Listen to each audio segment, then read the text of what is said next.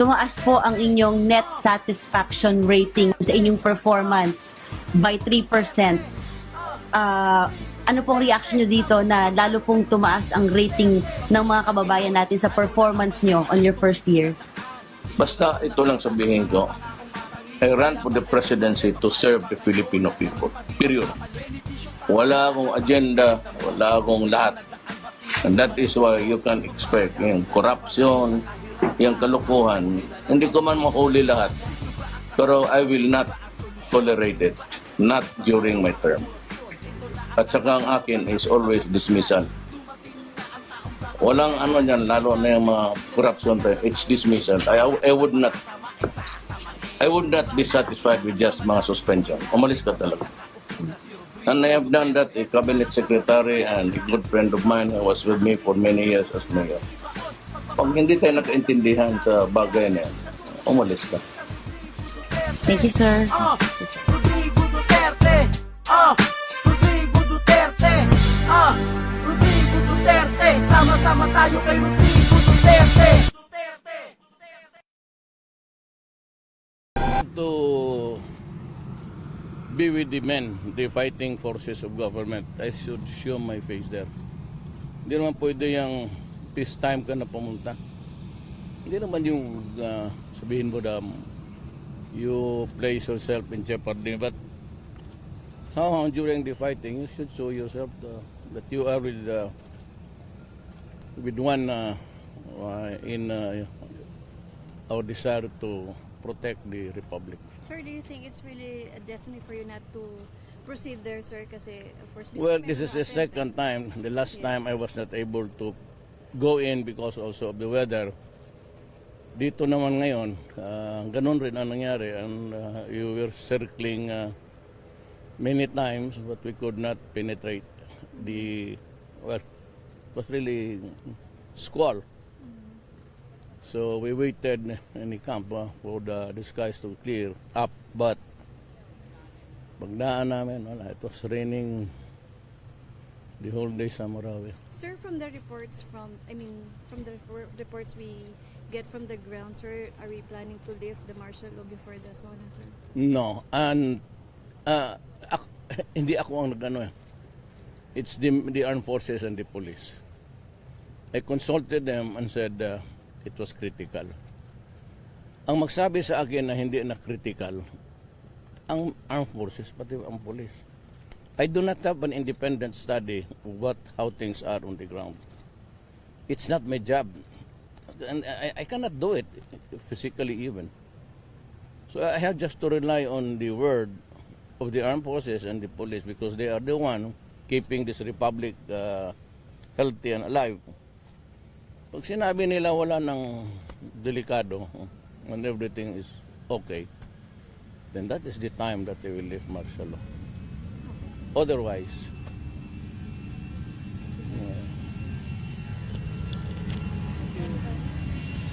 salamat.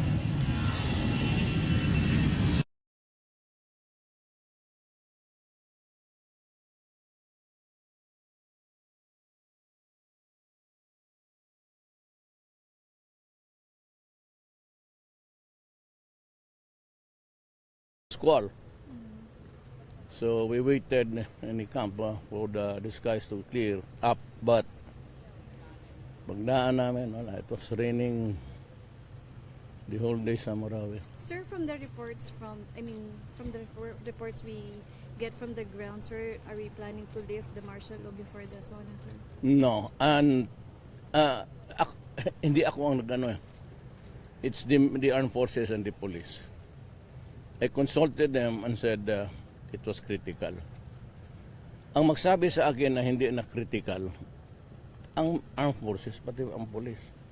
I do not have an independent study of how things are on the ground. It's not my job.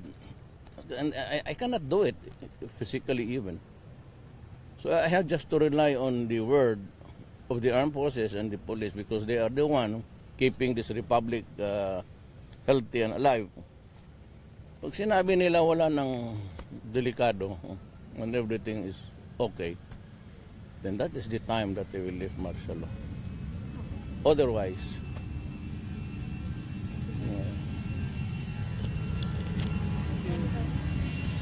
Sir, salamat. To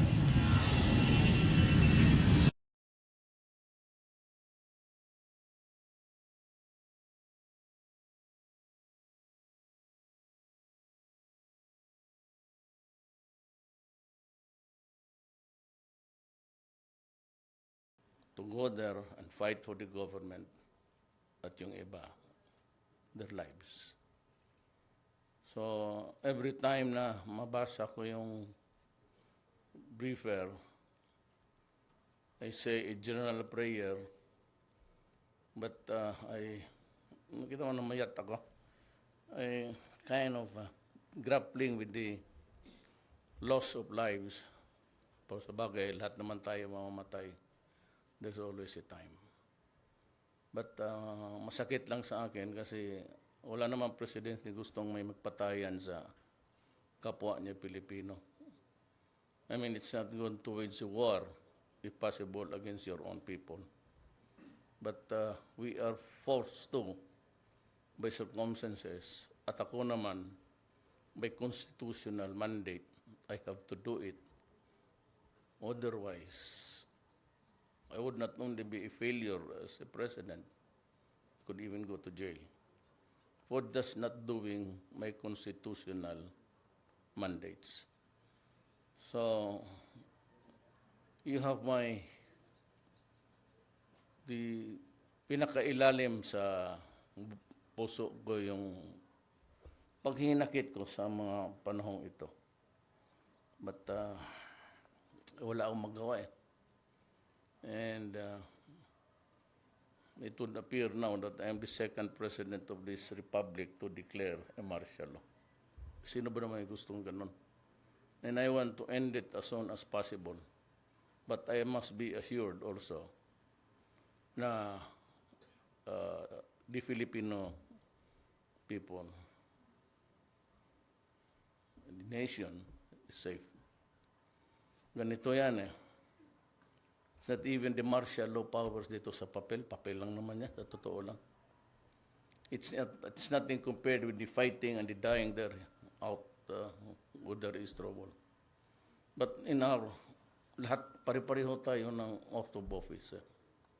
We swear to God, to Allah, and to the people that we will protect and defend the Filipino nation. That's the long and short of it. Baliwala yung konstitusyon kung talagang magkagira-gira. Kita mo yung ibang mga, not to criticize them, but just saying a few words, this is a democracy. Karami ko ng sundalong patay, pati pulis. At mga sinasabi pa nila na hindi pa bagay mag-martial law, just for the sake of being on the other side. And as a lawyer, you have enough gray matter between your ears. Does it call the brain? The problem is they are not using it. And, sa ibang araw na lang. I have criticized them for lahat yung mga restraining order, mga project ng gobyerno, na hindi natatapos on time because of judicial interference. That's not really what you would call part of their duties. But anyway, the majority of the justices sustained me at hindi naman ako man-declare ng martial law kung talagang hindi pwede. Ika-abogado ko. And we won by an overwhelming mandate. It was only one. Ang lahat pumayag, but ang iba naman gusto ng Marawi. Paano yung spillover? So you have to really use, and that's the reason why you have the chief of staff and you have the defense secretary. But in fairness to these guys, nung nasa Moscow kami, when I was informed that critical, maniwala kit hindi, walang military makasabi sa presidente, mag-declare ka ng martial law. No military would ever do that. One, it's not it's out of order. Second, respeto. Because yung the use of word martial law, mabigat yan eh. Gera talaga yan. So I would tell you now, frankly, nobody, but sabi nila, sir, the situation is critical. So I was with General Anyo, General Lorenzana. I know him before when I was mayor 23 years ago. He brought the Scout Rangers 2nd Regiment to Davao City. I was then the mayor. That's why we know him. I know him. Kami puro yung, yung along the way na mayor ako for many years, nakilala ko sila. So sila ang nagsabi, the situation is critical. Sabi ko, are there civilians killed? Yes. Are the civilians part of the fighting force? Innocent. Sir, mga bata ba? So what might be critical to the other idiots of this planet is critical to me. Kasi namamatay na yung mga tao. So I declare martial law to save lives and to save the Filipino nation. Yun ang... Now, in doing so, I have to declare martial law and you have to fight the war. Mabuti lang kung magpirma. Magkasali ka doon sa away, ibang istorya yan. It's not easy to do that. But you are called upon to contribute your share of nation building and sumasaludo talaga ako sa inyo. So, huwag kayong you will not be the last in this government of mine. Lahat ng mga equipments ninyo, lahat ng kailangan ninyo, kaagad-agad yan, bago. I bought you costing about billions of itong mga hospital equipments.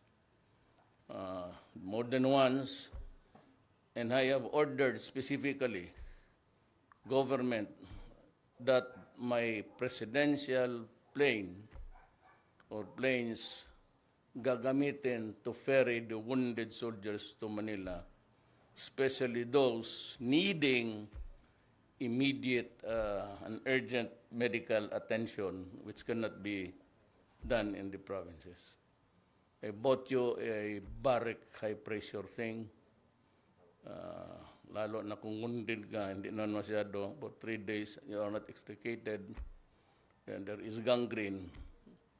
Kung maipasok ko lang doon sa makina na yun, it can arrest the infection, mahabol, instead of putol o So these things that you need, binili ko na lahat yan. And I am sorry to inform you that I was only about 2 months president. I visited the AFP hospital. Napakamaraming kulang. Ano, do you believe it? Itong gobyerno na to, aywan ko noon pa to, na ikakabiding lang, kaya sinabi ko kay Ubial, no? Do it in 60 days. Or do it this month. Kung hindi din yung palitan yung procedure, kayo ang palitan ko. Si Secretary Ubial mismo. Don't give me that shit about bidding process. Kung wala naman magnanakaw dyan sa masali, at bakit patagalin nyo ng gano'n? Sabi ko, change the procedure or I will change you. Talangan mo lang natin. What I can guarantee you guys, pagkamatay kayo sa bayan ninyo, hindi kayo lugi. Walang korupsyon dito. At lahat na dapat sa inyo, mapupunta sa inyo. Lahat ng mga baril, lahat ng mga sabi ko kay Defense Secretary, bago. Hindi na ako tatanggap ng helicopter baski kanino, Gema Amerika o I will not accept second hand. Magbili tayo ng atin. Hindi natin kaya, magbili lang tayo ng 5 muna, 6. But ako, gusto ko yung Air Force. There are 12 F-50As there. Baka makalabas ako siguro, maging mga 24 yan. We don't have to be a credible Air Force for our country. Pero sa inyo, walang problema. And may sabihin ako sa inyo, hindi ako nagpapalakas ng atay ko sa inyo. I do not need personal loyalties. That's the least of my worries. Pareho lang tayo. You are as important as me in this government. My life is, your life is not less important than mine. Akto, presidente lang, but kung presidente ka, what? What do you contribute to your country? Sometimes you should die also. So, ang inyong makuha dito sa gobyerno na to would be one of the best. That will be the best years of your, kasi naabot rin ninyo. Baski noon sa Davao, I do not allow any policeman or military man going to jail for doing their duty. Yan ang maasahan ninyo. Ngayon, sige lang, demanda lang kayo. Sabi na, salvage, fine, go ahead. File the charges. I never really interfered. When they said that it was murder, fine. Because there will always be a time na it would be my call. Lahat ng pumasok sa gobyerno at nagtrabaho at sinunod yung utos, at kung legal naman, bakit ko papayagang ikukulong? Paki mga pulis, minsan ganun talaga ang style dyan. I will never allow a policeman to go to jail for doing his duty on my orders. Itong martial law, anything that happens here, the consequences, good or bad, it is my responsibility. I and I alone. Akin yan. Kaya sige lang sila dyan. May demokrasya to yan.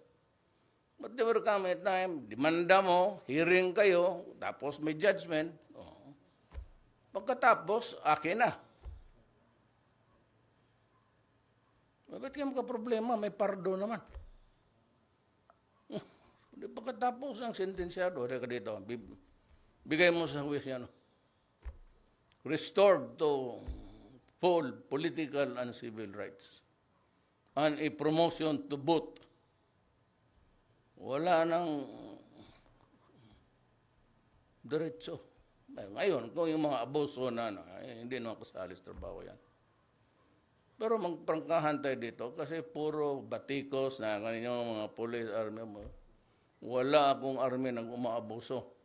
Ang utos ko sa army, pumatay. Kung tingnan ninyo abuso yan, problema ninyo yan.